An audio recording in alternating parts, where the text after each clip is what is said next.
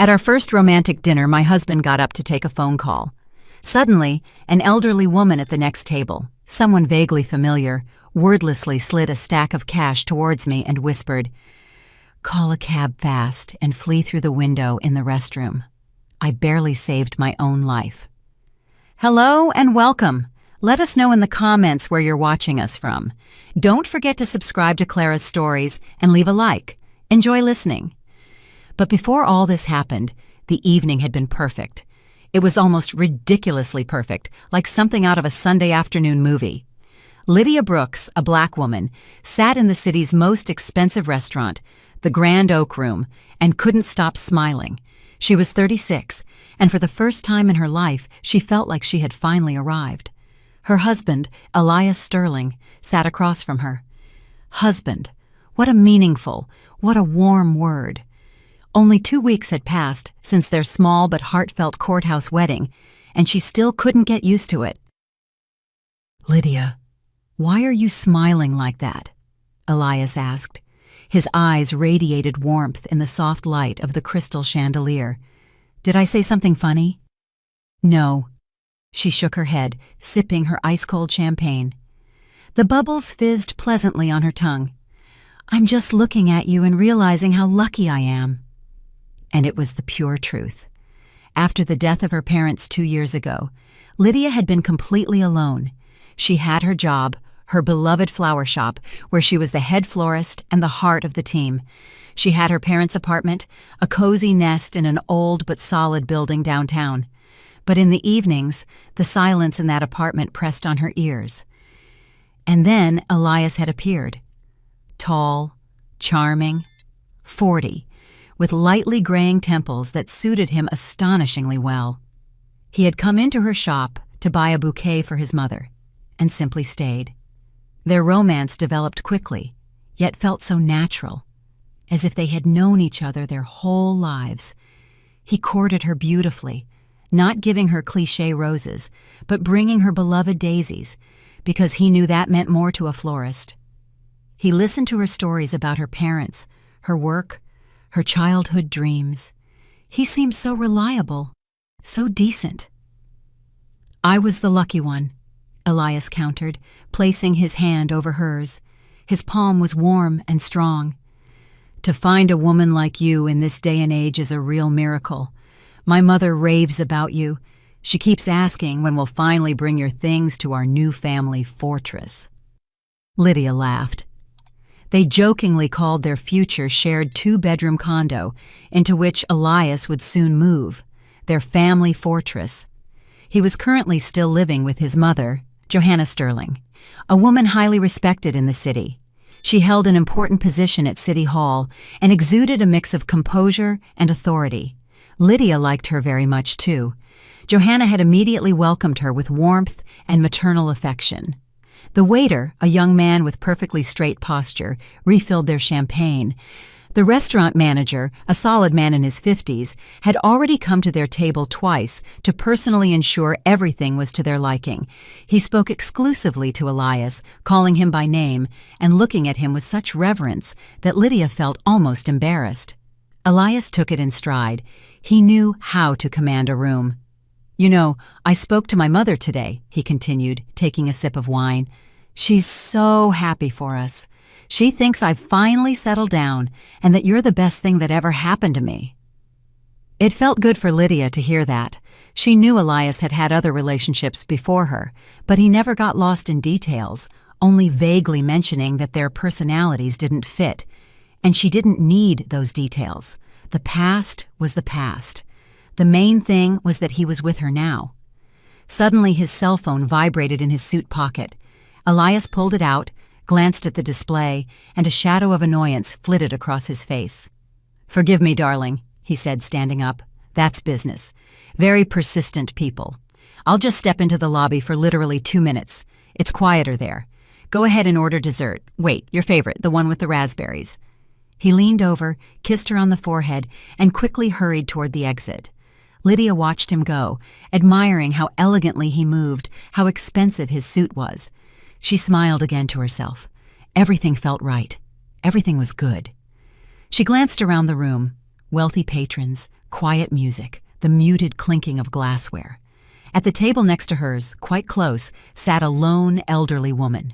She was barely eating, just stirring her cup of tea with a spoon, and for some reason, she was looking intently at Lydia.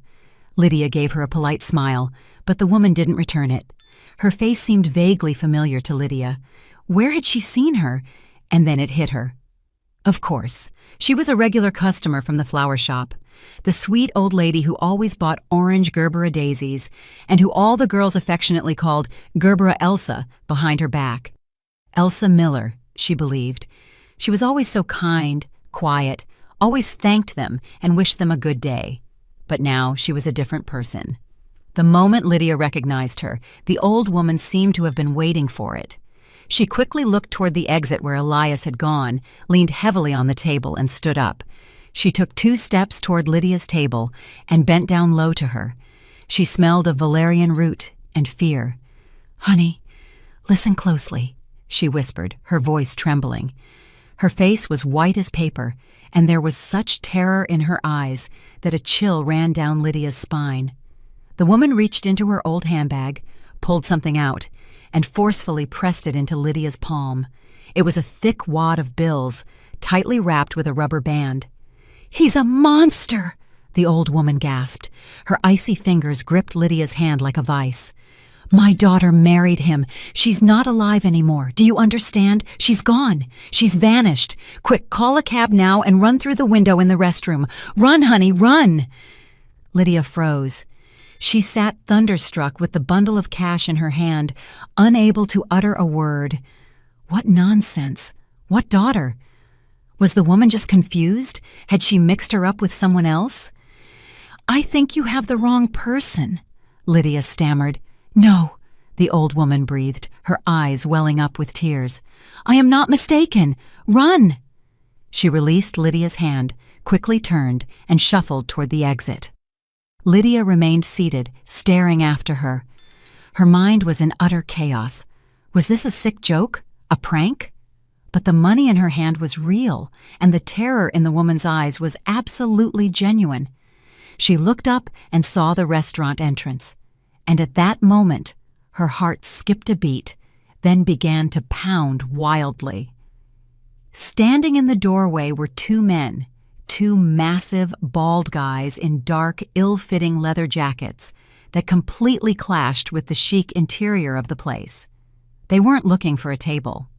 They slowly, predatorily scanned the room, and their gaze settled on her. They were staring directly at Lydia. She had never seen these men before.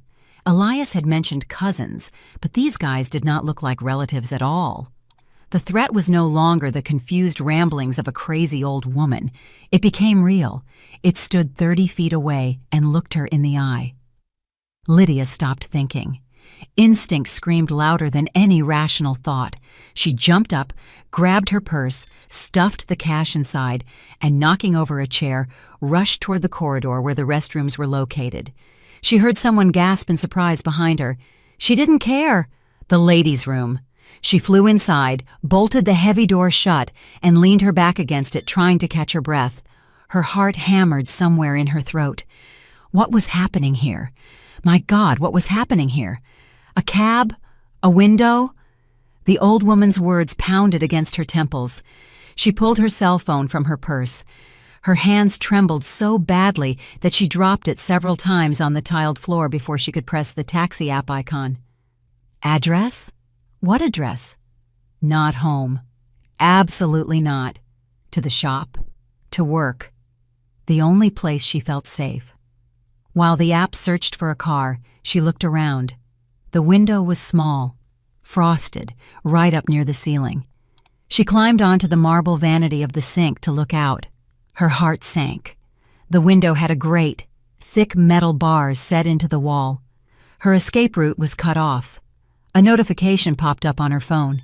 A white Ford Focus, license number 730, was on the way. The car will be here in 3 minutes. 3 minutes. She jumped down to the floor. She had to use the main entrance.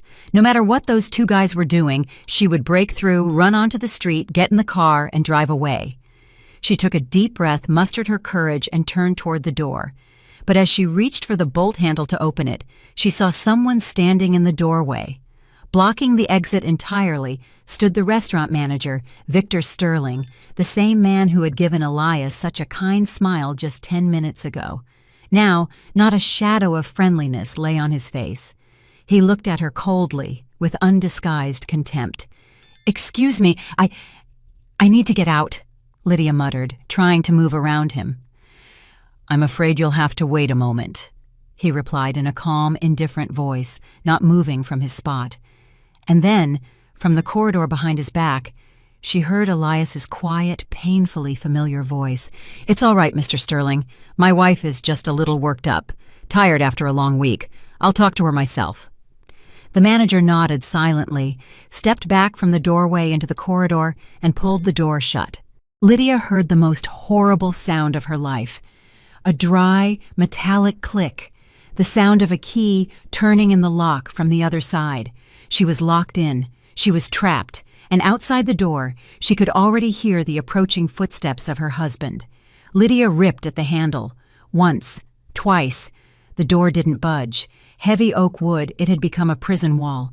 And beyond it, Elias's voice, so calm, so reasonable, as if soothing a capricious child. "Lydia, please open up. What happened? You scared me, Mr. Sterling. Don't worry. She just has a migraine. She acts like this sometimes. I'll calm her down right away." Migraine. He was lying. He was lying so easily and naturally that cold sweat ran down Lydia's back. This man, her husband, was a complete stranger to her. Everything she knew about him, all that warmth, care, tenderness, it was all a lie. The truth was, the locked door, the bald guys in the dining room, and the icy terror in the old woman's eyes. Panic began to flood her consciousness, taking her breath away. She looked around the restroom again. White tiles, gilded faucets, a huge mirror reflecting a pale, confused woman with frantic eyes. That wasn't her. It couldn't be her. Lydia Brooks, the head florist, the calm, sensible Lydia who knew how to handle every capricious flower and every demanding customer. She didn't get into these kinds of stories. This only happened in bad television shows. She had to do something. Think. The window was barred. The door was locked, screaming, calling for help. But who? The manager was in on it with Elias. The restaurant patrons would only hear his concerned voice explaining that his wife had a migraine. If she started screaming and banging on the door, everyone would think she was hysterical. They would be led away by those so-called bald cousins, put into a car, and she didn't want to imagine what would happen then. Her gaze darted over the walls, searching for anything, any leverage, and she saw it. On the wall next to the door hung a small red box with a black button under glass. The fire alarm. For a second, she hesitated. This would be a scandal, a false alarm. But then she realized her life was already a scandal, and this alarm was the only thing that could save her. The decision was instantaneous, discarding all doubt. She wouldn't be a victim passively awaiting her fate. She would act. Lydia ripped her purse from her shoulder, heavy with a massive metal buckle. She swung with all her might and struck the glass with the buckle. The glass didn't give way. It only covered itself with a web of cracks. "Lydia, what are you doing?" Elias's voice behind the door grew sharper. "Stop immediately. You're putting me in an awkward position." Awkward position. She was losing the ground beneath her feet, and he was worried about his convenience. The rage gave her strength. She struck again and again. On the third hit, the brittle glass shattered into tiny fragments. Without a second's hesitation, she pushed the large red button. At that very moment, the world exploded in noise. A deafening, broken siren wail blared through the room, making her ears ache. It roared and howled, bouncing off the tiled walls and filling the entire space. It was the most beautiful sound Lydia had ever heard. Behind the door, there were curses. "What the hell?" the manager roared. "She set off the alarm." "Calm down. Everything is fine," Elias shouted, trying to drown out the siren's wail. "It's a false alarm, my wife." But no one was listening to him anymore. In the corridor, there were hurried footsteps, frightened women screaming. Chaos. That was her chance. And then, a new smell joined the deafening siren, a biting, bitter smell of smoke. It was coming from the ventilation system somewhere. Apparently, something had burned in the kitchen from all the commotion. But for Lydia, this smoke was a true gift from heaven. The panic in the restaurant reached its peak. Now, no one doubted that the alarm was real. "Open up, you idiot!" someone shouted at the manager. "We have a room full of people!" Lydia heard the key grind in the lock again. She stepped back, fists clenched, ready to sprint. The door flew open. Standing in the doorway, red with fury, was the manager. Behind him, waiters scurried and guests screamed. He tried to say something to Lydia, to grab her, but she didn't give him the chance. She shoved him aside with all her might and burst into the corridor. The dining room was in sheer pandemonium. People were jumping up from tables, knocking over chairs and glasses. Women pressed napkins to their faces. The faint smoke that had only been a smell in the restroom had already turned into a translucent haze hanging beneath the ceiling. She saw Elias. He was standing in the middle of the room, looking around in confusion. He was looking for her. Their eyes met for a fraction of a second. In his gaze, there was neither warmth nor shame, only cold, calculating rage. He saw her and took a step in her direction, but it was already too late. Lydia plunged into the crowd, rushing toward the exit, oblivious to her path. She pushed and elbowed her way forward, ignoring indignant shouts. "Excuse me! Let me through, please!" Just outside, into the air, she ran down the grand staircase and greedily inhaled the cold autumn air. The siren continued to wail. Somewhere in the distance, the sound of a fire truck could already be heard. Lydia didn't wait. She ran down the steps and along the street, away from that cursed restaurant. She didn't look back. She knew if she turned around, she would see him, and her legs would simply stop obeying her. She ran for 1 block before she dared to stop. She turned the corner, leaned against a cold brick wall, and tried to catch her breath, suffocating with sobs. Her phone in her hand vibrated. A message from the cab service. A white Ford Focus was waiting for her.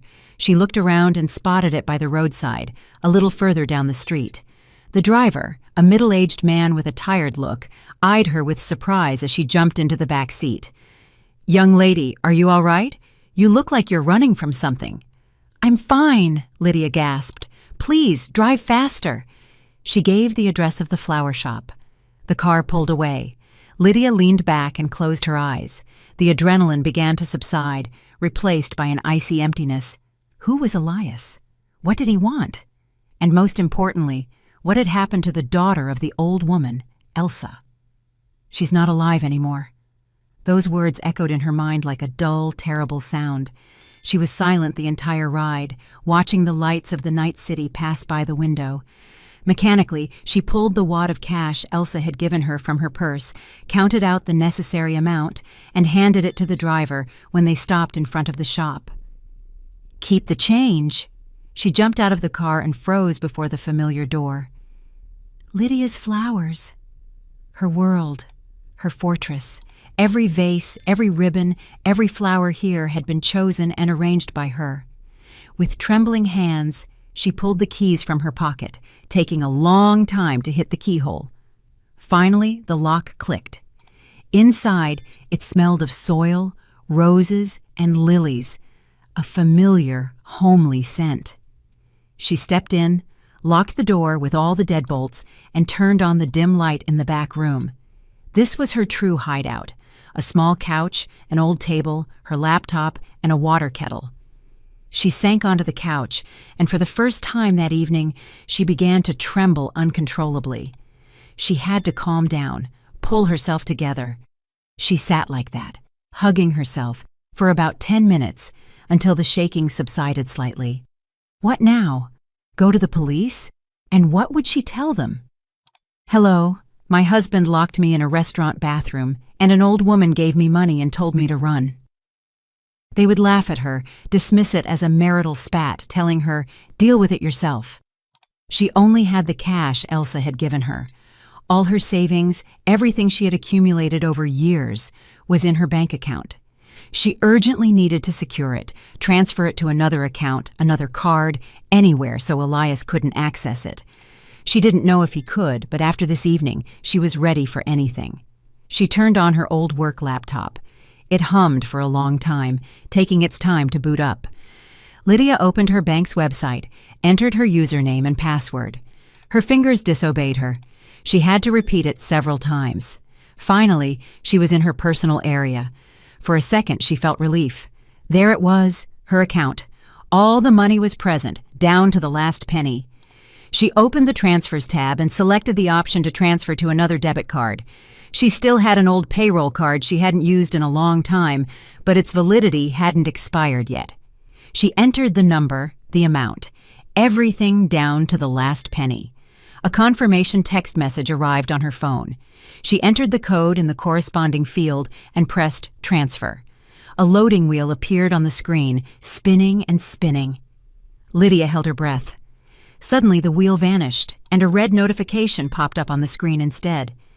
A small, neat window with a few lines of text. Transaction denied. Your accounts have been temporarily frozen due to a report of suspicious activity. The report was filed by your lawful husband, Elias Sterling. Lydia stared at the laptop screen. The red letters of the notification glowed in the semi-darkness of the back room, burning the words into her brain. That word, the word that had seemed so warm and reliable just an hour ago, was now a brand, a steel trap snapping shut on her life. He had thought of everything, calculated everything.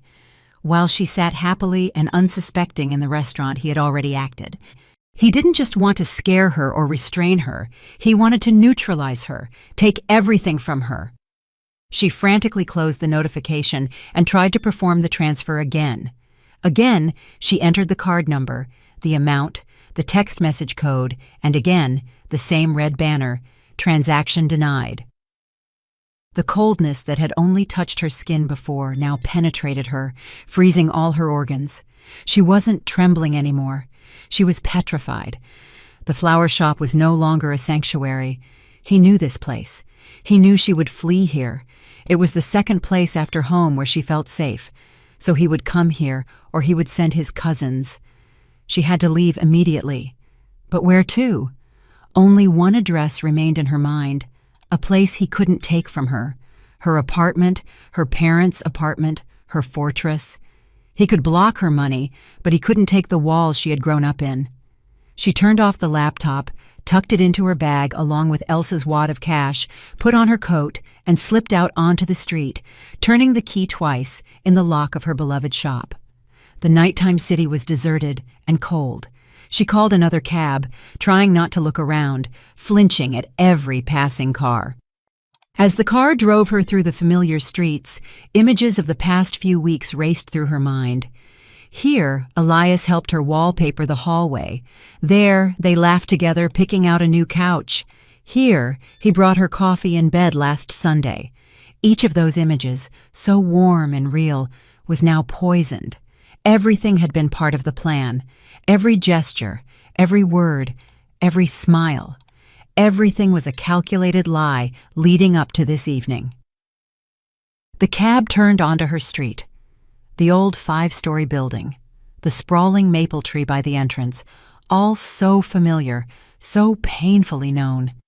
She paid and leaped out without waiting for the driver to wish her good night. Her heart pounded in her chest, but now it wasn't just panic.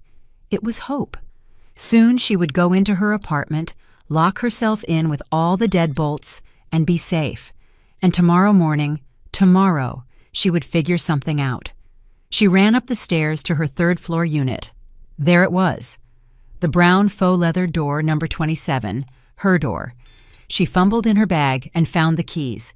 Her fingers wouldn't obey her. The key ring fell to the floor with a loud clang. The echo resonated through the quiet stairwell. She quickly picked them up, selected the right key, and inserted it into the keyhole. The key wouldn't go in. She pulled it out, turned it over, and tried again. The same result. It only went about half an inch deep and hit something hard, as if something was lodged in the lock. Lydia tried the second lower lock. Same story. It couldn't be true. It just couldn't be. She pushed the key into both locks again and again with growing desperation, uselessly. A wild thought shot through her mind. Had someone stuck matches in the locks? But why? The panic she had almost overcome returned with renewed force. She began to knock, first quietly, then louder and louder. "Open up, please, open up! This is the police! What's going on?" No answer. She listened. No sound. Then she began hammering on the door with her fists and feet. "Open up! This is my apartment! I live here!" Her scream was full of despair. At that moment, the lock on the opposite landing clicked, and a door opened slightly. Standing in the doorway was Tamara Davis, the neighbor Lydia had known since childhood. "Lydia, is that you? What happened, honey? Why are you shouting?" "Tamara Davis, I can't get into my home," Lydia gasped, turning to her. "The locks, they won't open." And just then, the door to her apartment slowly opened. But standing on the threshold was not Elias, nor a police officer. Standing there was a completely strange woman in her 50s in a faded bathrobe and worn slippers. Her hair was carelessly tied up in a knot, and her face expressed extreme dissatisfaction. Behind her, it smelled of fried potatoes. "What do you want?" she asked rudely, sizing Lydia up from head to toe. "Why are you making such a racket in the whole stairwell? Have you looked at the time?" Lydia froze. She just stood there, staring at the woman standing in the doorway of her apartment, her home. She couldn't utter a word. "The air is out. I live here," Lydia finally whispered. "What?" the woman chuckled. "I rent here, and who are you? I don't know you." At that moment, other doors in the stairwell began to open. Old Mr. Nelson from the 5th floor peeked out, and the young couple from the 4th. Everyone watched the unfolding scene with curiosity. And then, steps and voices were heard from below on the stairs. Lydia turned around. 2 people were coming up the steps, Elias and his mother, Johanna Sterling. Elias looked concerned and distressed. Johanna Sterling was, as always, the embodiment of composure and dignity. A sorrowful concern was etched on her face. "Please excuse the noise," Elias said, addressing all the neighbors simultaneously. His voice was calm and convincing. "Lydia is a bit overwhelmed, overworked, a nervous breakdown. We were just on our way to pick her up and bring her home." Johanna Sterling stepped toward Lydia and gently took her arm. Her fingers were ice cold. "My dear Lydia, come on. You don't have to make a scene. Come to us. You'll rest. Everything will be all right. We are only trying to help you." The neighbors, who had previously watched the situation with confusion, now exchanged knowing glances. Of course, Johanna Sterling, a respected woman, deputy chair of the Metropolitan Housing Authority. She couldn't lie. And Lydia? Yes, she had been a bit nervous lately. Probably really a breakdown. The looks they gave Lydia changed. There was pity and suspicion in them. "This is my apartment," Lydia screamed, tearing her arm away. "From my parents! What is this woman doing here?" "Lydia, my dear, you must be mistaken about something," Tamara Davis said gently but firmly, stepping out of her apartment. "You yourself said you were having problems, debts. It's probably embarrassing for you, Lydia, to suspect such a respected woman as Mrs. Sterling. She only wants to help you." Elias sighed sadly, as if it pained him deeply to have to explain all this. "Tamara, you're right. Lydia had some financial difficulties. To prevent creditors from seizing her apartment, we temporarily transferred the rights to my mother. It's just a business arrangement to protect her property. And while we resolved the problems, my mother officially rented the apartment to this woman so it wouldn't stand empty. Everything is completely legal." The woman in the bathrobe immediately confirmed, Yes, I rent from Mrs. Sterling. I have a contract, all official."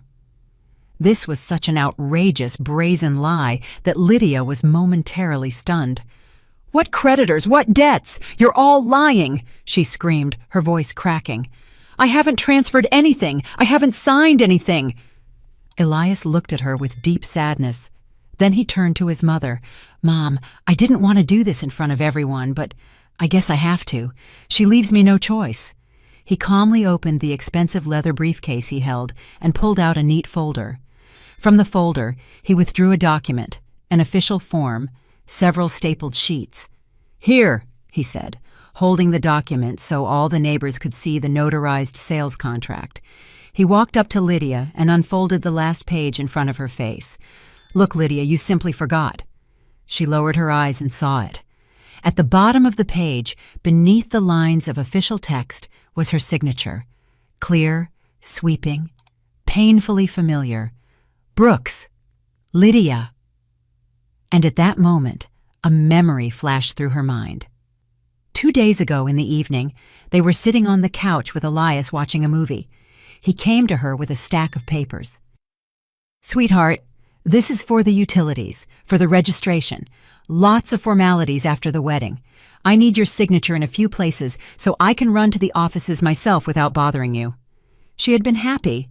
She had trusted him. Without looking, she had signed everything he had presented to her at the marked spots. The signature wasn't forged. She herself had signed the verdict with her own hand. She had given this man her home. The paper was right in front of her face. Lydia stared at her signature, at those familiar, handwritten letters, and the world around her ceased to exist. The sounds vanished, the judging whispers of the neighbors, the sympathetic voice of Johanna Sterling, the disapproving sniff of the woman in the bathrobe. All of it became a distant, incomprehensible buzz, like the sound of the ocean in a seashell. She only saw her signature, the signature that had crossed out her entire life. She herself had given them her home with her own hands, with a smile on her face. "See, darling?" Elias's voice penetrated the ringing silence in her head. "You just forgot. Overwork. No problem. Come to us, have some tea, get some rest, and everything will be fine." Johanna Sterling took her arm again. This time, her grip wasn't gentle. It was iron. It was the grip of a jailer. "Come, Lydia. Don't be stubborn."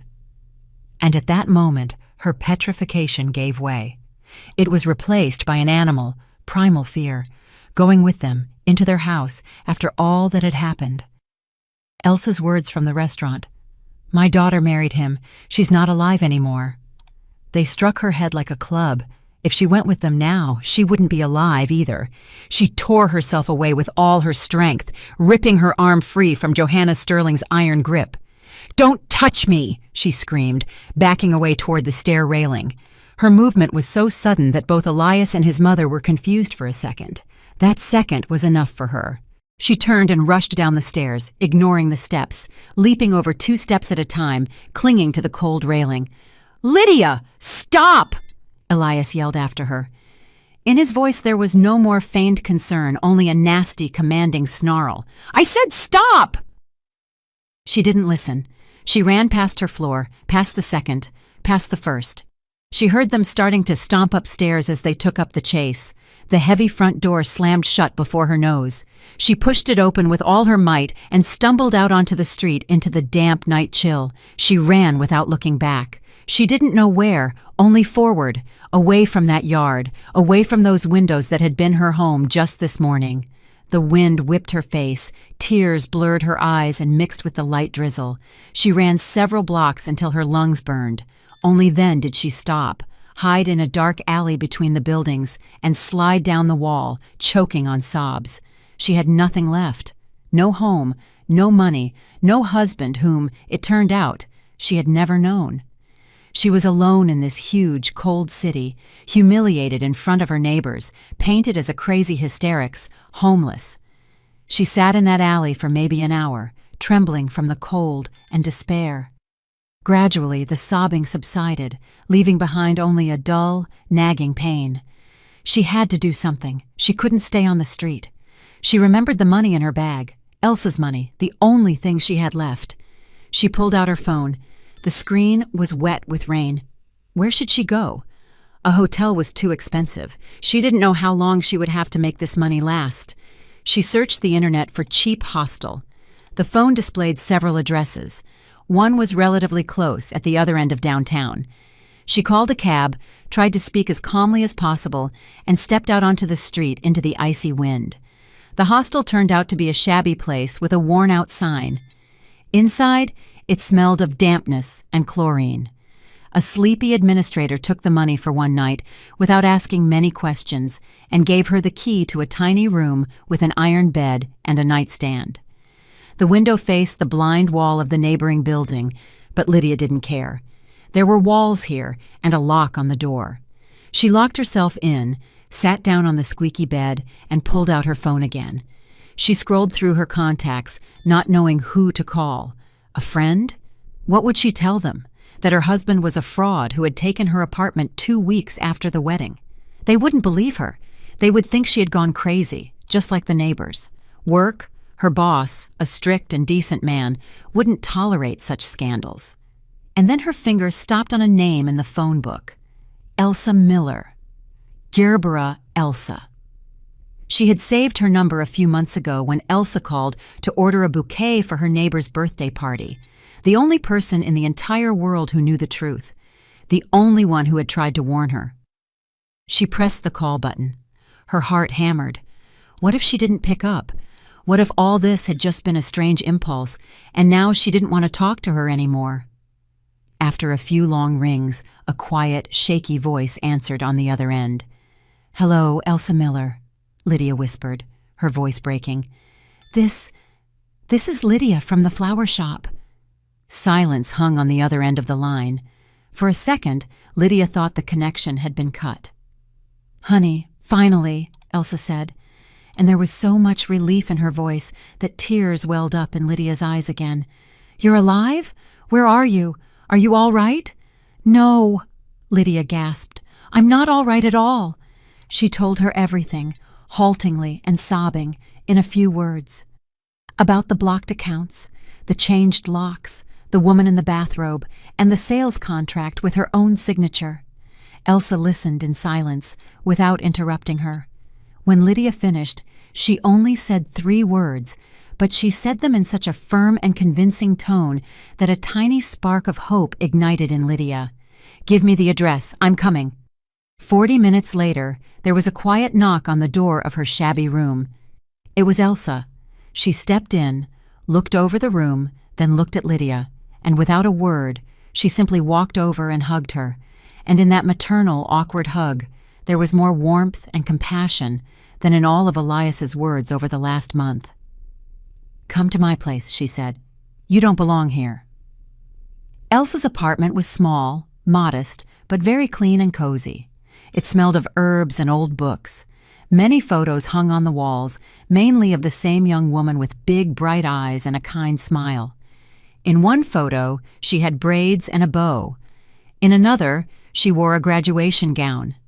In a third, she was laughing with a huge bouquet of orange gerberas in her hands. "That's Vera," Elsa said softly when she noticed Lydia's gaze. "My daughter." She led Lydia into the kitchen, put the kettle on, and got jam from the cupboard.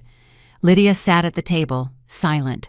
She couldn't take her eyes off Vera's portrait, which hung directly across from her. "She loved your shop very much," Elsa began, pouring tea into the cups. "She said you were the only one who had the freshest flowers and the finest taste, that you weren't just a salesperson, but a real artist. That's why I recognized you immediately. Not you, me, but I, you." Elsa sat down opposite her. Her face was drawn. Deep shadows lay under her eyes. "What happened to you is almost the same thing that happened to her. One for one." He also appeared so suddenly, charming, attentive. After 3 months, he asked her to marry him. Vera had her own place, a small studio apartment her grandmother had left her. A month after the wedding, he persuaded her to sign the apartment over to him. He said it would be easier that way to get a bigger mortgage for a shared family home, that it was just a formality. She believed him. She loved him. Elsa fell silent, taking a sip of tea. Her hands were trembling. And another month later, they were supposedly out on a boat. That's what he said. A storm came up. The boat capsized. Vera couldn't swim well. He said he tried to save her, but couldn't. They found him on the shore, shocked and hypothermic. They found her 2 days later. The police said it was an accident. "Oh my God," was all Lydia could whisper. "He was such a grieving widower." Elsa scoffed bitterly. Everyone felt sorry for him. The apartment went to him as the sole heir. He sold it 3 weeks after the funeral, and I didn't believe him for a second. I started secretly investigating, slowly gathering information, and I understood that my Vera wasn't the last one. When I saw him next to you in your shop, I knew you were next. I tracked you, waited for a moment, and when I saw you in the restaurant today, I knew it was my only chance to warn you." Lydia sat there, stunned. Vera's story was her story. Only her ending, the one with the boat and the accident, was still missing. "But how?" she whispered. "How do they pull this off? These documents, the notary public, it all looks so legal. They must have connections, some patrons." Elsa looked at her with a long, heavy gaze. "Patrons, that's exactly the point. He is not alone. He's just the bait, the handsome face. The entire operation is run by his mother, Johanna Sterling." Lydia could hardly believe it. "But she's such a respected woman. She seems so caring." "That's a mask," Elsa countered sharply. "Do you know what she really does? All her public activities are just a facade. Johanna Sterling, Deputy Chair of the Metropolitan Housing Authority." Lydia froze, clutching her cold cup. Housing Authority. The place where all real estate transactions are registered, where all the archives are kept, where all the official stamps are placed. "She has access to all the databases," Elsa concluded, her voice sounding like a verdict. "She has all the necessary forms, all the stamps, and all the authority to make any forged contract look like a perfectly legitimate document. She can make it look like your apartment never belonged to you, and no one will believe you because she is the power." Elsa's words hung in the air of the small, dimly lit kitchen. Housing Authority, Deputy Chair. Every detail that had seemed strange or suspicious before now fit together, forming an outrageous but perfectly logical picture. The submissive behavior of the restaurant manager, Johanna Sterling's calm confidence in front of the neighbors, the perfectly filled-out, notarized contract that appeared from her briefcase. All of it was not coincidence, but links in a chain forged in the corridors of power. "So that's how it is," Lydia whispered into the void. This is the perfect crime." "Exactly," Elsa nodded, her face even more sunken. "She has everything. Power, reputation, access to documents. She can create any paper, confirm any lie. And Elias is her handsome facade, her tool. He finds lonely women with property. He gains their trust, and then it's just technique. Her technique." Lydia stood up and began pacing the kitchen. The passive despair that had held her captive in the hostel was gone. It was replaced by a cold, ringing anger. She had been betrayed, used, thrown out of her own life like a useless thing, and all with a smile on their faces, in front of everyone, while she herself was framed as the culprit. "We have to go to the police," she said, stopping abruptly. "We have to tell them everything. Vera's story, my story. They have to listen to us." "They will listen to us," Elsa replied bitterly. "They'll take everything down in a report, and then they'll make an inquiry. Where to? The Metropolitan Housing Authority, to verify the authenticity of your apartment documents. And do you know what answer they will get? They'll get an official response with a signature and a stamp that citizen Lydia Brooks voluntarily, in sound mind and full awareness, sold her apartment to citizen Johanna Sterling, and they will attach a certified copy of the contract. They will dismiss all your words as the slander of a respected public official. At best, they will just wave us away. At worst, they will open a case against you." Every word from Elsa was a nail hammered into the coffin of her hopes. She was right. Against an official document, their words counted for nothing. They were just two women, one insane with grief, the other an unstable hysterics. "So we need proof," Lydia pressed. "Irrefutable proof, something they can't refute, something that proves these are not isolated incidents but a system. Where are we going to get that? Elsa sighed. She has all the documents. All the threads converge with her. Lydia sat back down at the table. She thought. She had to think. Who? Who could help her? Someone close, but not part of this nightmare. And only one name surfaced in her mind. Val. Valerie Jenkins, her assistant, her friend from the flower shop. Val was quiet, even a little timid, but she was an honest and decent person. She had known Lydia for many years. She certainly wouldn't believe the nonsense about a nervous breakdown and creditors. Maybe she could find something out, hear something. After all, Elias had often stopped by the shop. Maybe he had said something when Lydia wasn't around.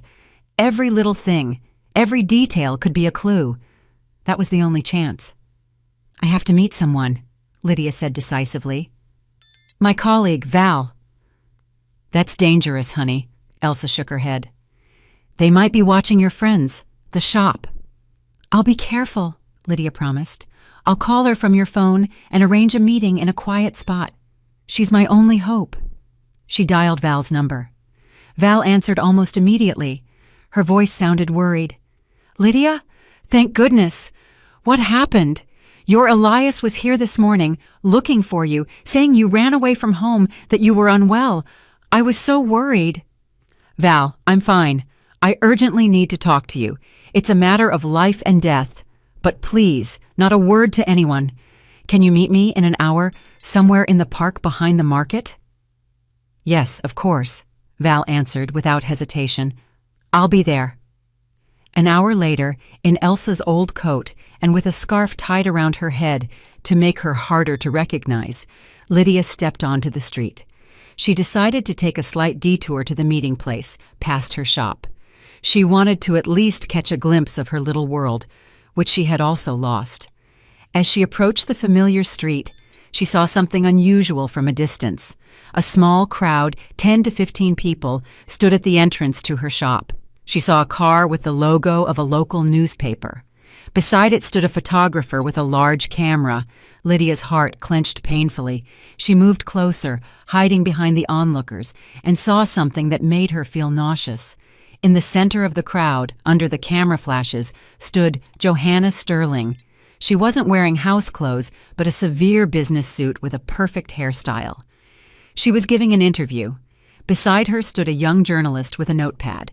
She spoke in her typical voice, the voice of a public figure concerned about the city's well-being. That's why working with the citizens is so important, she was proclaiming.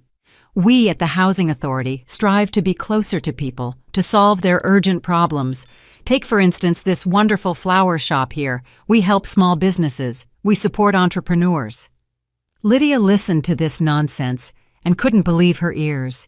She had come here, to her shop, to put on a show against the backdrop of Lydia's misfortune. What blatant hypocrisy.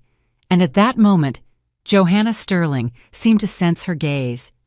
She looked up and saw directly through the crowd to her.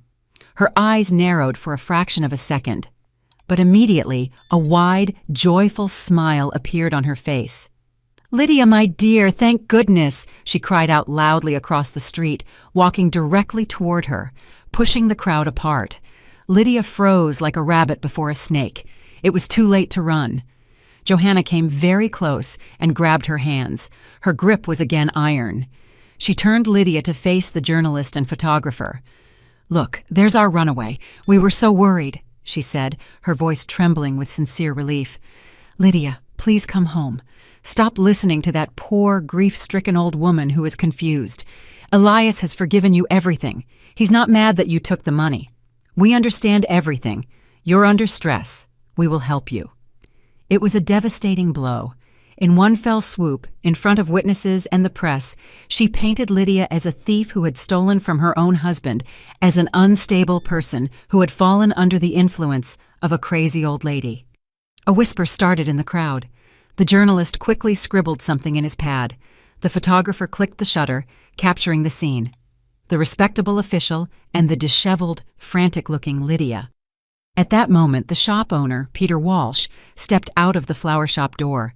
He saw the scene, saw the reporters, and heard Johanna Sterling's words about the stolen money. His face turned red. "Brooks!" he roared, striding toward her. "What are you doing here? A scandal in front of my shop, dragging my name through the dirt next to theft in the newspapers. You're fired! I never want to see you here again. Understood?" He roughly grabbed Lydia by the shoulder and pushed her aside. Away from the entrance, away from the cameras. "Get out of here, lady," he yelled, turning to Johanna. "Sort out your family problems somewhere else." Lydia staggered from the shove. The humiliation was complete. She had lost everything: her home, her money, her reputation, and now her job. She stood in the middle of the street, crushed and dishonored, and the people around her looked at her with contempt and pity. She was pushed out of the crowd. A man roughly said, "Don't stand in the way." And at that moment, as she passed the pale, deathly white Val, who was standing right in front of the entrance, Val made a quick, inconspicuous movement. She slid something cold and metallic into Lydia's palm and quickly squeezed her fingers shut. "I'm so sorry," Val whispered so quietly she could barely be understood. Her eyes were full of horror. "My cousin works as a cleaner at the housing authority. She gave me this just in case. Johanna is terribly paranoid. She keeps everything real in her office. She has a personal gray ledger there. I beg you, Lydia, don't tell anyone where you got this." Overwhelmed, Lydia opened her hand. Inside was a key, an ordinary metal office door key. The cold metal of the key dug into her palm. Lydia stood in the middle of the sidewalk, and the world around her disintegrated into disjointed pieces. Her boss's angry face, the clicking of the camera, the pitiful, scornful glances of the passers-by who were already dispersing, losing interest in someone else's suffering. Johanna Sterling, having fulfilled her task, majestically climbed into the waiting black government car. Lydia clenched her fist, hiding the key. She turned and walked away, not paying attention to her path. She wasn't running. She didn't have the strength for that anymore. She walked quickly, almost marching, forcing herself forward, away from this place of total humiliation. In her ears, Val's whisper still rang. "Gray ledger. Don't tell anyone." She returned to Elsa an hour later, wandering through backyards and dark alleys like a real criminal. When she entered the apartment, she went silently into the kitchen, sat down at the table, and opened her fist. The key fell onto the oilcloth with a dull thud. Elsa looked first at the key, then at Lydia's deathly pale face. "What is that?" "It's a key," Lydia replied hoarsely, "to her office at the housing authority." She told her everything that had happened in front of the shop, about the reporters, the public accusation of theft, the firing, and Val's desperate whisper. Elsa took the key in her wrinkled hand, weighing it in her palm. Her eyes, usually filled with quiet grief, shone with a hard, determined fire. "The gray ledger," she repeated Val's words. "If it exists, that's our only chance. Everything must be in there. Names, addresses, dates, proof." "But how do we get in?" Lydia asked. "They won't let us in. And even if they did, what would we do?" "We can't get in during the day," Elsa said firmly. "So we go at night." Lydia winced, breaking into the housing authority at night. "Elsa Miller, that's crazy. They'll catch us. And then what?" "And then what, honey?" Elsa interrupted her. "What more can they take from you? They took your home, they took your money, your job, and your good name. They took my daughter. We have nothing left to lose. This key is our last card in this game, and if we don't play it now, it might be too late tomorrow. They won't leave you alone now that they've started the press smear campaign. They'll find you." She was right. After today's spectacle for the journalists, they wouldn't stop. They would corner her, put her in a mental institution, or there would be another accident. "Fine," Lydia nodded, a cold resolve filling her. "We go tonight." They spent the rest of the day in tense planning. Elsa got an old but detailed city map from the cupboard, and they studied the location of the housing authority. It was a massive gray building from the 1950s, taking up an entire block, an impregnable fortress. But Val had said her cousin worked there as a cleaner, meaning the building had to have a service entrance that the staff used. And the nighttime cleaning had to start late in the evening when all the employees had left. They waited until 11 p.m. The city grew quiet. They put on dark, inconspicuous clothes. Lydia put the key in her pocket, and it reminded her like an icy burden of the madness of their undertaking. They walked, avoiding well-lit streets. The housing authority building looked even more sinister at night than during the day. A dark monolith with rarely lit windows on the upper floors. They circled it, and as expected, found an inconspicuous metal door in the inner courtyard. Trash containers stood next to it. They hid in the shadows and watched. Around midnight, two women in work overalls approached the door. They were smoking and talking, and one of them wedged the door open with a brick so it wouldn't close and disappeared around the corner, presumably to her post. That was their chance. Lydia's heart pounded like crazy. She and Elsa exchanged glances, slipped out of the shadows, and darted through the ajar door. Inside, a long, dimly lit corridor that smelled of chlorine awaited them. The hum of a floor polisher could be heard somewhere at the end. On tiptoes, they moved in the opposite direction, toward the central part of the building. The corridors were empty and echoed. Every step they took created a sound. They passed endless doors with signs: Department of Privatization, Legal Department, Archives. Johanna Sterling's office was on the third floor. The sign on the door read, "Sterling, Johanna, Deputy Chair." Lydia pulled out the key. Her hands trembled so much that she didn't hit the keyhole right away. She held her breath and turned the key. There was a quiet, almost silent click. They stepped inside and firmly closed the door behind them. The office was immaculate, not just tidy, but absolutely perfect, like something in a magazine. A huge polished desk of dark wood, on which there was not a single speck of dust.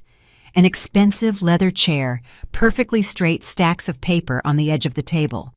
A pencil holder with sharply sharpened pencils. No personal items, no family photos, just cold, flawless order. "Search," Elsa whispered. They began the search quietly, careful not to make a single sound. Lydia tackled the desk drawers. Everything was in its place. Folders with official documents, office supplies, a notebook written in clean, fine handwriting, nothing resembling a gray ledger. Elsa checked the massive bookcase. On the shelves were law books, collections of statutes, reference works, no secret books, no hidden compartments. 20 minutes passed.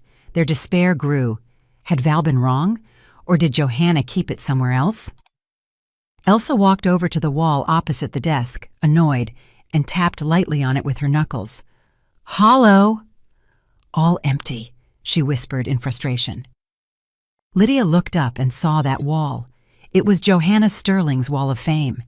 It was covered in plaques, thank you notes, and framed photos. Here, she shook the mayor's hand. Here, she spoke at a forum. Here, she received an award for her impeccable service. And then Lydia noticed a detail that only the eye of a florist, accustomed to perfect symmetry and compositional harmony, could notice. One of the photos, the largest one, in which Johanna Sterling stood next to the county executive, hung ever so slightly crooked, literally by a few millimeters. In this realm of perfectionism, such a small thing seemed impossible. "Wait," Lydia said, walking to the wall. She reached out her hand, and instead of just straightening the frame, she took it with both hands and pulled lightly. And she felt the frame give way with a faint click. It wasn't a photo. It was a door. The door to a small safe embedded in the wall. Elsa gasped. The safe was small and had a combination lock, a round dial with numbers. "The code," Elsa breathed. "We'll never crack that." But Lydia wasn't listening. She looked at the wall next to the safe. There, among other awards, hung a heavy bronze plaque in a frame. Metropolitan Housing Authority, founded in the year 1955. Paranoid people, as Val had said, didn't use random numbers. They used something they would never forget. What could be more significant to Johanna Sterling, whose entire life was built around this place, than the founding date? Lydia reached for the dial, Her fingers slowly turned the knob with clicking sounds. 1, 9, 5, 5. Inside, something clicked dully. Lydia pulled the small handle. The heavy metal door yielded and opened silently. Inside, on the single shelf, lay a small but thick gray ledger in a sturdy gray cover, completely blank. Lydia took it out with trembling hands and placed it on the table. She opened the first page. Her breath caught. This was more than just proof. It was a verdict. The book was neatly divided into columns: name, object address, perpetrator, status, notes. In the perpetrator column, the same name was written everywhere: Sterling, E.J. The first entry, the second, the third. Under number 3, Lydia saw a familiar address. The address of Vera, Elsa's daughter, small studio apartment. In the notes column, it was short and cold. Accident, property realized. She frantically flipped through. The 4th entry, the 5th, the 6th, the 7th. There were 8 in total. 8 apartments, 8 marriages or business agreements with Elias, 8 fates, next to which were notes: vanished without a trace, overdose, traffic accident, and all of this was sealed with copies of documents certified with the Housing Authority stamp and her mother's signature. The last entry, number 8, was hers: Brooks L., address of her parents' apartment, and in the status column, in neat handwriting, it said, "In progress." Those 2 words, written in even, emotionless handwriting, sent a cold shiver down Lydia's spine. She was just an unfinished item on a to-do list. Her life, her home, her future, all of it. Elsa looked over her shoulder. She saw her daughter's name, the short note about the accident, and a quiet, suppressed sound escaped her chest.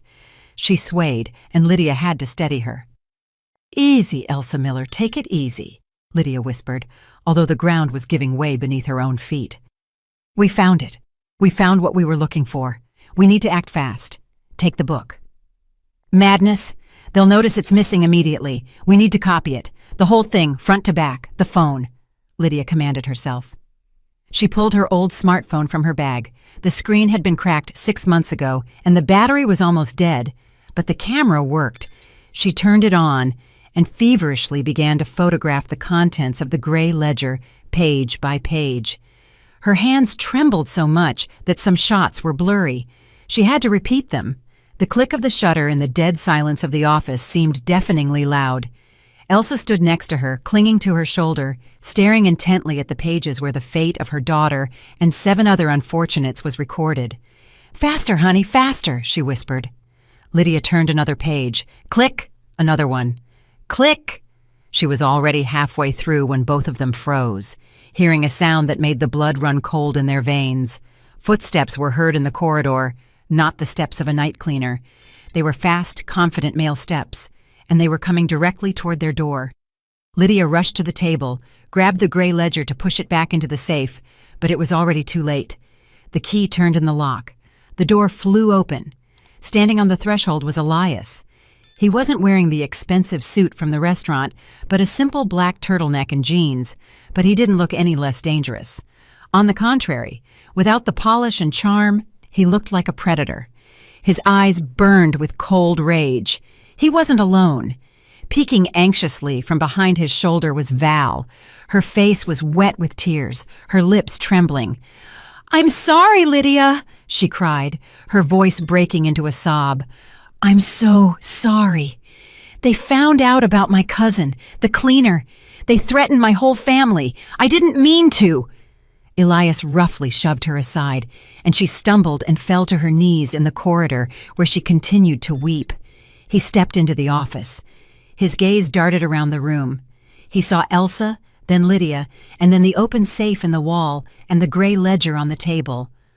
All his composure, all his charm, all his mask fell away in a second. Standing before them was no caring husband, no respected businessman.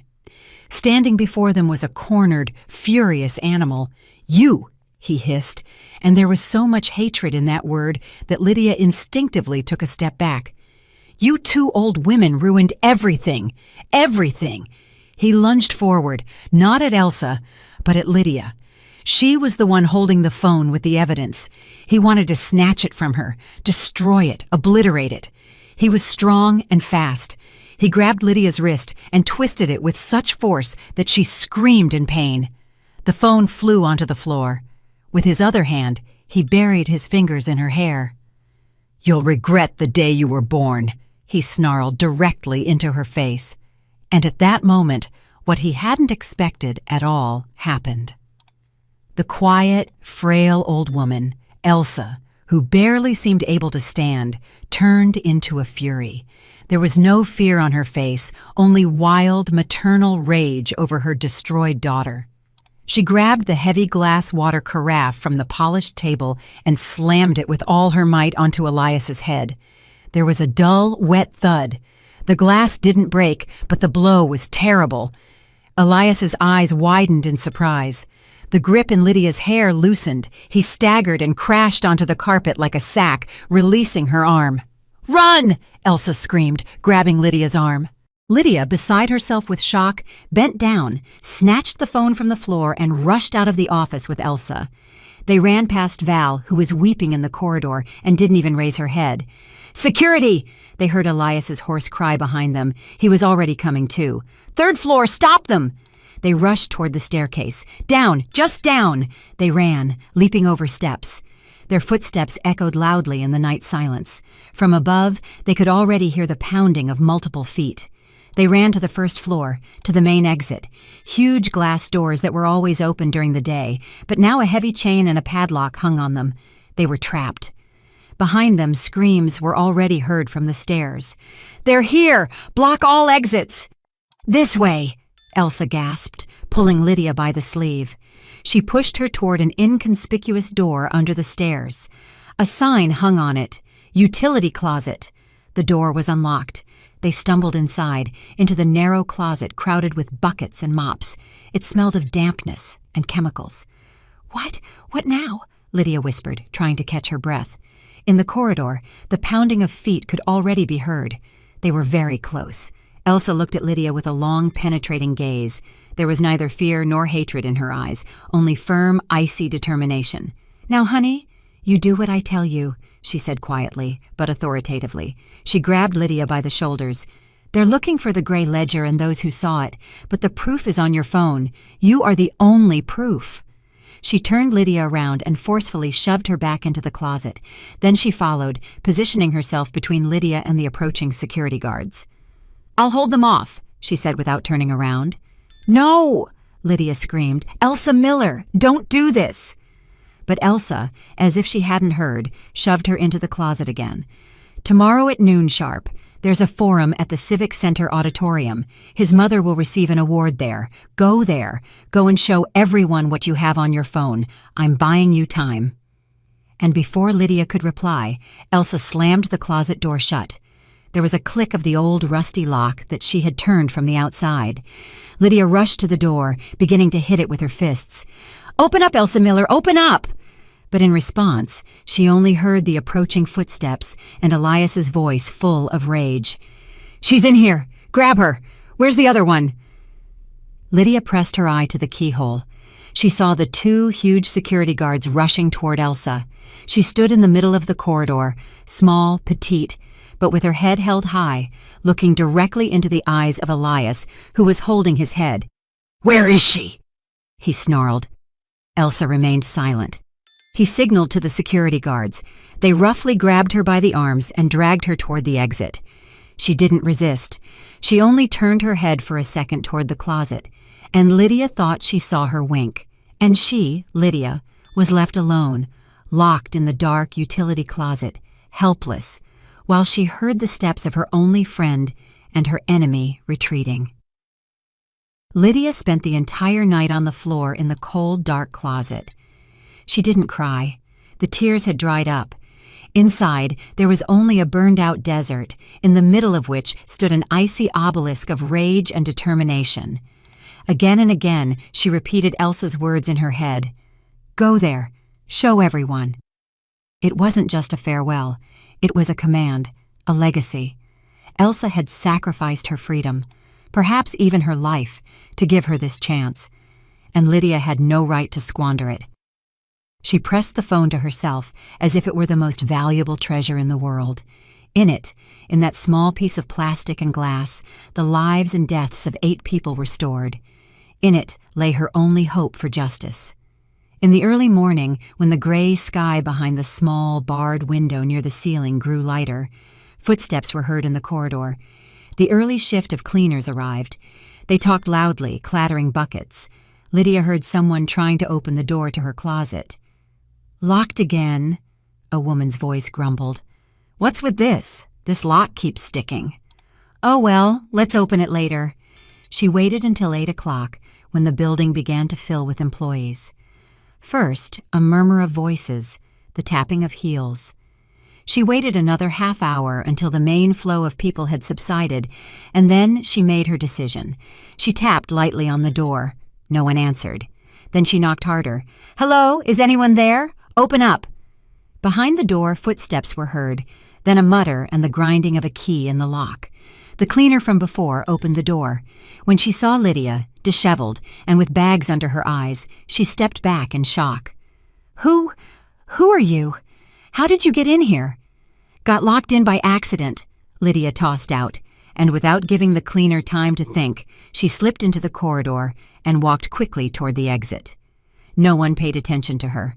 In the morning rush of the offices, everyone was busy with their own affairs. She stepped out onto the street. Freedom. But she had no strength to rejoice.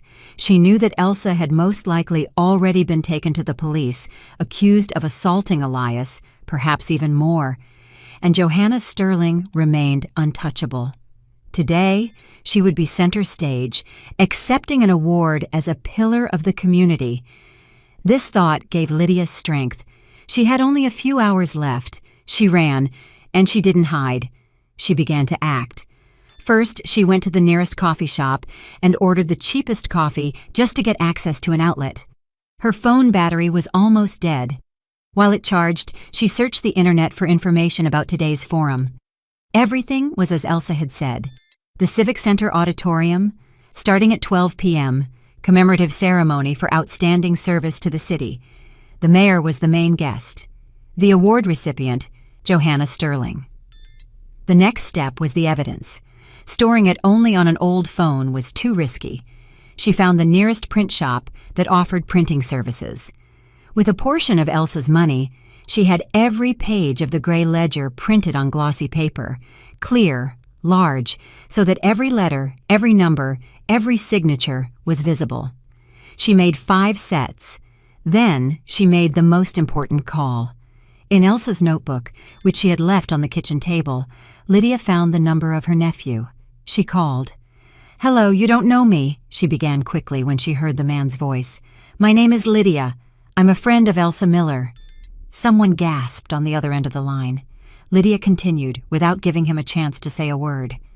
"I don't have time for explanations, but I know what happened to Vera. I have proof. Today at 12 p.m. at the Civic Center Auditorium, there's an event. I will be there. Please come and bring the largest portrait of Vera you have. And do you remember if Elsa ever told you about other families, about people who also lost relatives after they came into contact with Elias Sterling? If you know anyone, call them. Tell them to come too." She hung up without waiting for an answer. She had done everything she could. Now, all that was left was to go through with it. Just before noon, she approached the Civic Center Auditorium. Expensive cars were parked outside the entrance. Journalists swarmed around. Inside, in the huge hall with red velvet seats, there were hardly any free seats left. An orchestra was playing. On the stage, the mayor and other important officials sat on the presidium, and among them, in an elegant bright suit, sat Johanna Sterling. She smiled kindly, nodding to acquaintances in the hall. Lydia tucked the folders with the printouts into her bag. Her appearance was terrible. Disheveled hair, wrinkled clothes from the day before, a bruise on her cheekbone where Elias had grabbed her. She was the living embodiment of a victim going into her final battle. She entered the hall. The usher at the entrance tried to stop her, but she simply walked past him, her gaze fixed straight ahead. She walked down the center aisle, directly toward the stage. The music stopped. People in the hall began to turn around, staring in astonishment at the strange, ragged woman, disturbing the solemnity of the moment. Johanna Sterling saw her too. The smile on her face froze, turning into an icy mask. She whispered something to the security guard at the edge of the stage. Two strong men in suits immediately stepped into Lydia's path, blocking her passage. "Ma'am, you can't go through here," one of them said roughly, blocking her way. Lydia stopped. She was 30 feet from the stage. The whole hall was looking at her. She opened her mouth to scream, to say at least something before she was thrown out. But someone beat her to it. In the first row, right in front of the stage, a man suddenly stood up. He wore a simple worker's jacket. Lydia didn't recognize him right away. "Let her through," he said loudly to the hall, addressing the security guards. "Let her speak. That's my father." The man took a step forward, placing himself between Lydia and the guards. He wasn't looking at Lydia, but directly into the eyes of Johanna Sterling, who was sitting on the stage. His voice trembled with suppressed anger. "The apartment of my father is also listed in that gray ledger." The mechanic's words echoed in the deafening silence like a gunshot. He wasn't screaming. He said it calmly, with heavy, painfully gained conviction, and that made his words even more weighty. For a moment, there was absolute, deadly silence in the huge hall. The orchestra froze with bows raised. The journalists who had been filming the Presidium abruptly turned their cameras onto the man in the worker's jacket. The security guards blocking Lydia's way stood undecided. Their order was not to let the crazy woman through, but now she wasn't just crazy. She had a witness. The mayor on the stage looked at Johanna Sterling with confusion, awaiting an explanation, but the face of the community pillar had turned to stone. The icy mask of composure cracked, revealing raw, animal fury underneath. She understood that the situation was spinning out of control. Lydia needed exactly that second of delay. She took a step, bypassed the frozen security guards, then another. She wasn't running. She was walking. She walked down the center aisle toward the stage, and every step she took echoed in the ensuing silence. Hundreds of eyes followed her, this disheveled woman in wrinkled clothes who was walking toward the city's most influential person. "Grab her," Johanna finally came to. Her voice, usually so calm and authoritative, was sharp and piercing. "Get her out of the hall immediately." The security guards flinched, preparing to execute the command, but it was already too late. Lydia had ascended the 3 steps to the stage. The master of ceremonies, a startled young man, retreated from his podium.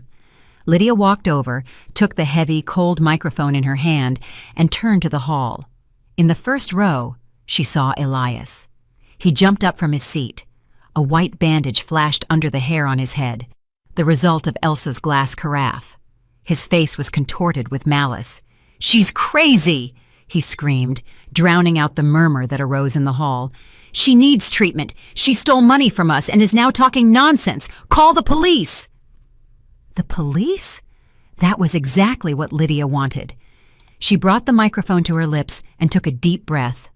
Her voice, amplified by the loudspeakers, boomed through the vault of the huge hall. "My name is Lydia Brooks." She paused so everyone could hear and remember her name. "2 weeks ago, I married this man." She nodded toward Elias. "And yesterday, he, along with his mother, the respected Johanna Sterling, threw me out of my own apartment, the apartment I supposedly sold to her myself." An indignant uproar arose in the hall. Johanna Sterling leaped up from her seat on the Presidium. "This is slander, lies," she screamed. "I will sue." "You certainly will," Lydia replied calmly. She raised one of the folders she was holding. "They called me a thief, a crazy person, and this," she held up the printed sheet so everyone could see the columns and numbers. "This is the real list of your service to the city, Mrs. Sterling, your list of properties." She didn't wait for a reaction. She began to read slowly, clearly, so that every word reached everyone in the hall. Number 1, James Harrison, born 1948, vanished without a trace in 2019. His two-bedroom condo on Goethe Street was inherited by a distant relative and then sold. Perpetrator of the transaction: Sterling Elias. The mechanic standing in the aisle clenched his fists. "That's my father," he said dully, and the people around him backed away. Lydia turned the page. Number 2. Samantha Green, born 1977, died in a traffic accident in 2020. Her studio apartment on Peace Avenue went by will to her partner, Sterling Elias. She looked up. There was dead silence in the hall. Everyone listened, holding their breath. Journalists pushed each other aside and stormed toward the stage, clicking their cameras. Number 3. Vera Jones, born 1988. Lydia paused, and her voice trembled. Drowned, accident in the year, 1 month after marrying. She couldn't finish speaking. At that moment, the back doors of the hall flew open with a crash, and people appeared in the aisle, Elsa's nephew and several others. And over their heads, they carried a large, black-framed portrait of a young, smiling woman with huge, bright eyes. From the portrait, Vera Jones looked out at the entire silent hall. A cry of horror and pity went through the hall. It was no longer just a list of names. The tragedy had a face. "That's my sister!" Elsa's nephew screamed, his voice breaking. "And our aunt, her mother, was arrested yesterday for trying to save this woman." He pointed to Lydia. And then the hall erupted into chaos. People were standing up everywhere. "Michael Baker, that's my brother!" shouted a woman from the back rows. "The Wilsons, those were our neighbors. They moved out so suddenly," someone nearby whispered. There was complete pandemonium. People were shouting, pointing fingers at the stage, at the petrified Johanna, and the staggering Elias in the aisle. The reputation that Johanna Sterling had built over decades crumbled to ashes in 5 minutes. Her name, which had been a synonym for respect and honor, was now being dragged through the mud. The mayor, deathly pale, realized he was sitting on a stage with a monster. This scandal could bury his career too. He abruptly turned to the chief of city police, who was also sitting in full dress uniform on the presidium, and said something authoritative, waving his hand toward Sterling. Lydia saw all this as if through a veil. She had fulfilled her task. She had taken revenge for Vera, for Elsa, for herself, and for 7 other people she didn't know. She lowered the microphone. Police officers were already making their way to the stage. They pushed the journalists aside, forming a corridor. Lydia descended from the stage and walked toward the commanding officer. Silently, without a single word, she handed him one of the folders with all the printouts of the pages from the gray ledger. "Everything is here," she said quietly. "Names, addresses, dates, and I have the photos of the originals on my phone." The officer took the folder and quickly flipped through the pages. His face grew darker with each sheet. He looked up at Lydia, then at the stage, and gave a command to his subordinates. Lydia stepped aside, leaning against the wall, and watched the end of this nightmare. She saw 2 police officers approaching Johanna Sterling. She yelled at them, waving some kind of ID, talking about her connections, but that didn't work anymore. One of the officers calmly took her arm and put handcuffs on her. The second did the same with her other arm. The community pillar had become an ordinary arrested person. Elias was caught in the aisle when he tried to break through to the exit. He wasn't so calm. He snarled, pulled away, shouting, "Damn it!" But he was quickly overpowered and also led toward the exit, dragged across the carpet. As they were being led out of the hall, Johanna Sterling looked at Lydia one last time. In her eyes, there was neither power nor confidence, only pure, helpless hatred. Lydia stood leaning against the wall, watching the door close behind her enemies. It was all over. Elsa's nephew approached her.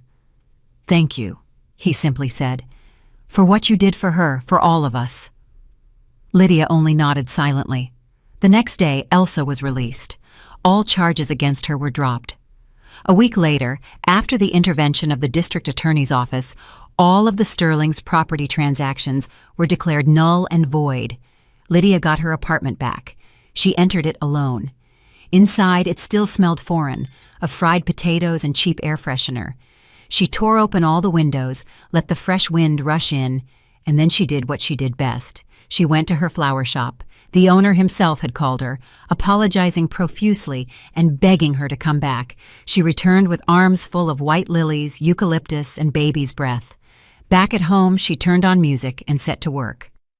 She sorted the flowers, trimmed the stems, arranged huge, cleansing bouquets, and with every flower her hands placed in a vase, she felt all the dirt, the pain, and the fear receding from her home, from her life, leaving behind only purity, light, and hope.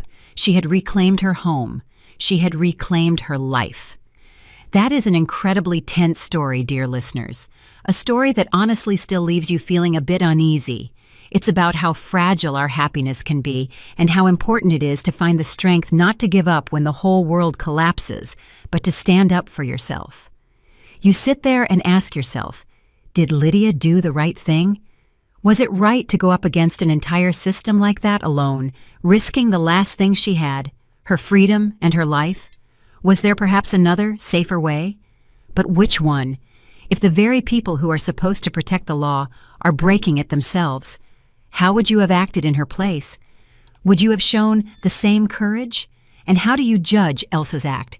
She deliberately put herself in the hands of those criminals, sacrificing herself to buy Lydia time and a chance for justice. Was such a sacrifice justified? I would be extremely interested to read your thoughts on this. Perhaps you have questions or interesting observations about this story, something that seemed particularly important to you, or something you completely disagree with. Please don't hesitate to write everything you think in the comments under this video. Let's discuss it together. And of course, if this story captivated you, if you were rooting for the heroines until the end, I would be very grateful if you leave a like, subscribe to Clara's Stories, and share your opinion in the comments. Your support is the most important thing to us. I wish that you only encounter honest and good people on your path, and that you never have to face such deceit. All the best. At the end of this video, a small window will appear in the center of the screen. Please click on it. There you will find our other most exciting stories. Please consider that creating this type of content requires time, effort, and care to provide you with captivating and high-quality stories like this one. If you like my work and want Clara's Stories to continue publishing exciting narratives like this, I would greatly appreciate a small donation. Every contribution helps keep these stories alive. Thank you for your generosity. I walked out of that auditorium with my hands still shaking, but for the first time in days, I could breathe again. Everything I'd been through, the fear, the humiliation, the moments when I thought my life was over, brought me to one simple truth. Sometimes, the people who smile the widest hide the darkest intentions. And sometimes, the smallest act of courage, even when you feel broken, is enough to turn everything around. If you're listening to me right now, and you're going through something that feels impossible, I want you to remember this. You are stronger than the trap you're in, and there is always a way out. Always. Hope has a way of finding those who refuse to let go. If you agree with me and enjoyed my story, show it with a like. Let's see how many we are. And I'm curious, what city are you listening from and what time is it there? Tell me in the comments. If you want to help me keep sharing these emotional, gripping stories every day, even a small donation truly keeps the channel alive. For more life stories like this, feel free to explore my other videos and subscribe. On your screen, you'll see 2 new stories I'm sure you'll enjoy. Just click one and dive right in. Love to you all.